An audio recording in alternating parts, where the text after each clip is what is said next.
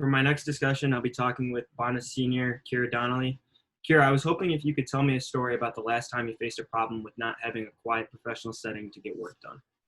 So last year when we had to go home for COVID-19, I was a hard professional setting working from home with all my family members being there.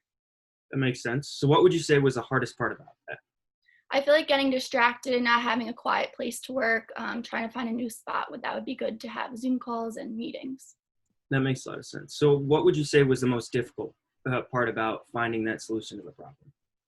I guess just being distracted from like being home and not being in like a school environment, trying to work from your computer all the time, like figuring out a schedule that works best when you're home from COVID. Okay. So did you pretty much go about solving that by doing schoolwork in your bedroom, just trying to find a way to stay away from people? What would you say that you went about solving it?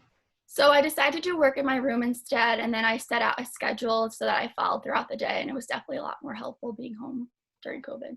So during COVID, were both of your parents home during that situation?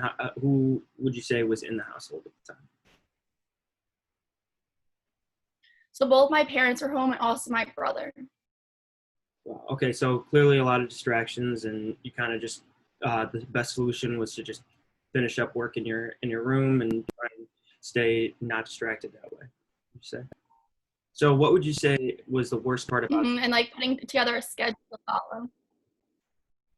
Okay. The worst part about being home, like, yeah, I guess just like being home and not being in like a school environment, like not being back at school, being able to go to like the library, meeting up with professors and like being back at school for sure, and just having to communicate either over Zoom or email. Okay, great. Well, thank you very much for the time, and I really appreciate it. Yep, you're welcome.